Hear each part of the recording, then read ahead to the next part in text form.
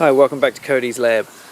Now today I'm testing this pump here to see whether it's suitable for my aviary. So it's a solar pump. And there's its little panel. So as soon as I plug this panel in, this thing's going to go, hopefully. And hopefully it's going to be powerful enough. So I'll stick the camera on the tripod and go plug in the panel, and we'll see how good this works. And action. Woo! That's pretty good actually, considering it's got to push through pressure of the water before it actually bubbles up. Let's see what happens if I put an extension on that. Ah!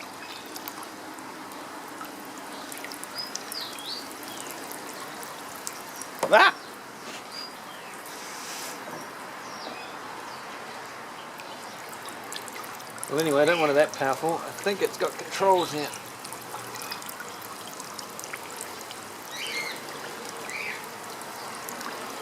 That's more like it. It's all I need. Something to trickle down the rocks. Don't need this either, really.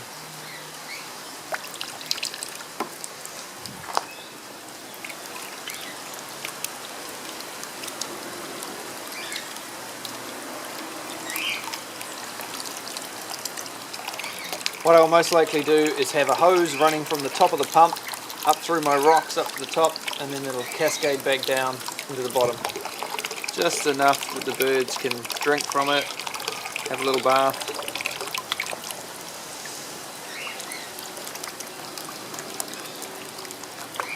And it doesn't cost anything to run. Woohoo! And relatively safe too. The solar panel I'll just chuck up on the roof. Now it's that time of year again where I need nesting material, and I'm too cheap to buy shavings from a pet store, so I'm going to make my own out of this bit of poplar here. As you can see, it's pretty rough. It's not good for much else. Now if you're going to make your own shavings, just make sure that whatever timber you're using is safe for your birds.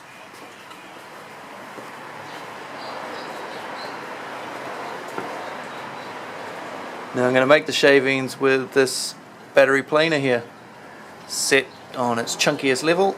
All I'm going to do is this.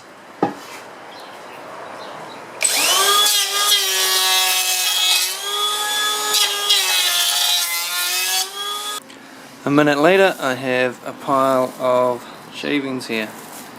So I'll now go put this in Yellow and Pinky's box, because she's got a couple of eggs in there. Hopefully I won't upset them too much. And then I'll put some in the other nest boxes. I need to shift a nest box into Tweety's aviary as well. So maybe I'll do that today too. Let's hope they're happy with that.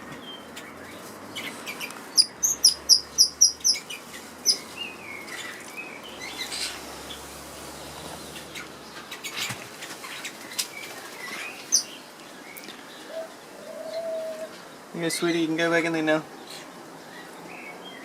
You're doing Yellow. You can see that thing's growing back on the back of your head again, isn't it? Look after that girl of yours. Right, so I've still got plenty of shavings. I've packed 2 out of 3 of these nest boxes for the Turks up to the gunnels there, as you can see. And down this end,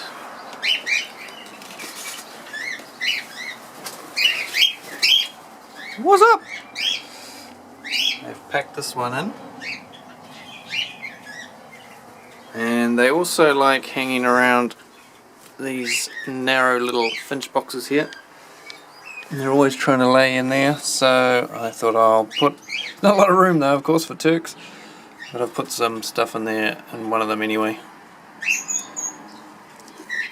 They never nest where you want them to.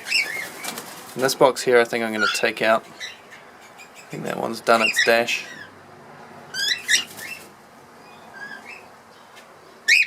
Coming over to be nosy. No? What's in here? What's in there, Toaster? Yeah. You don't get to see that open very often, do you? Oh, you want to come over and have a look? Ah, he was. The vet doesn't seem to think it's a good idea for Straubs to have this nest box out in his aviary, as it might be making him sexually frustrated. So I'm going to take it out and I will put it in with Sylvester and Tweety and see if they all utilise it. A bit of warmth in the last few days and the greenery has really sprouted away. Yeah, squeak squeak. Let's remove this now.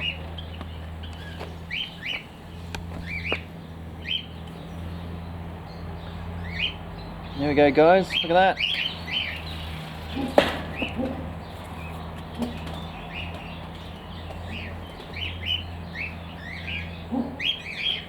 Too busy playing chasies.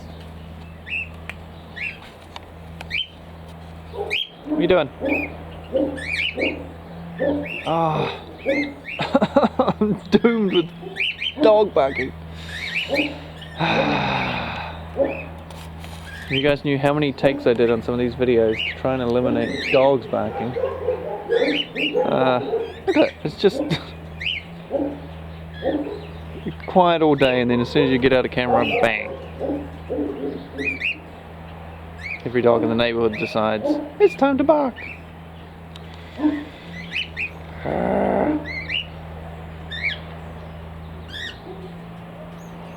You can hear a Turk having a bath next door. Let's see if we can catch him in the act.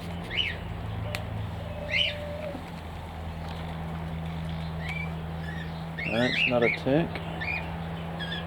Who's making that noise? All the nest boxes that I have put the shavings in have all been distributed around the place, including being thrown out of one of the ones down there. And that noise I just heard wasn't Turks bathing, it was, well, I'll go in there because filming through the mesh is useless.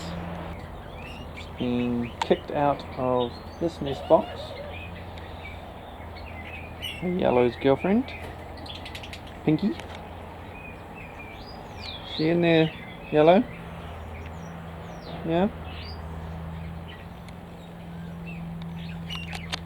Something is wrong with poor little Blanc here. What's up, girl? You okay? Breathing very heavily. Shutting her eyes. She's not looking good. Uh-oh. I'm going to go take her inside. You been picking on her?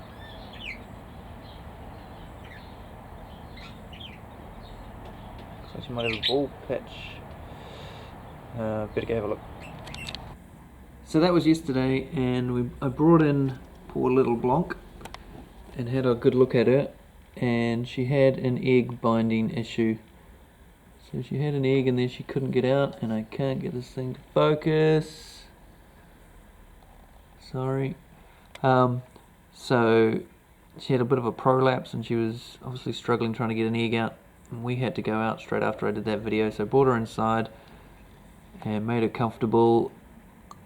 Didn't think she was going to make it, and then this morning my wife found a little egg, so she managed to get it out. It was a bit soft, so I've given her I put some diatomaceous earth around her seed and given her a bit of cuddle, which she's been pecking away at furiously in the last few minutes, and she's much happier and running around like normal now. But I'll leave her inside here for a few days, maybe, just to give her a rest from Sauvignon, keep her warm and make sure she's all healed up and ready to lay eggs. It's the beginning of spring here, so it's coming into egg laying season. All the Turks are starting to lay, and the red rumps want to lay, so calcium's quite important.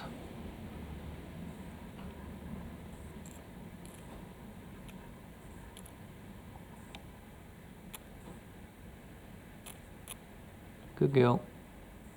Get plenty of that into you. She's an egg laying machine, this little quail. She's very friendly. I'd hate to lose her.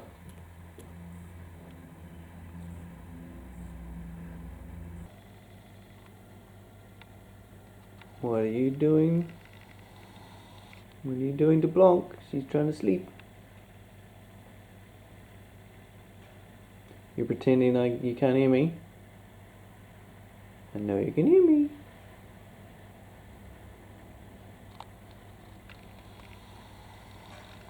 Strobes. Strobes. What are you doing? What are you doing? Oi. Don't you go causing trouble. If you walk around to the left, you can see straight into the cage. That side's not even covered.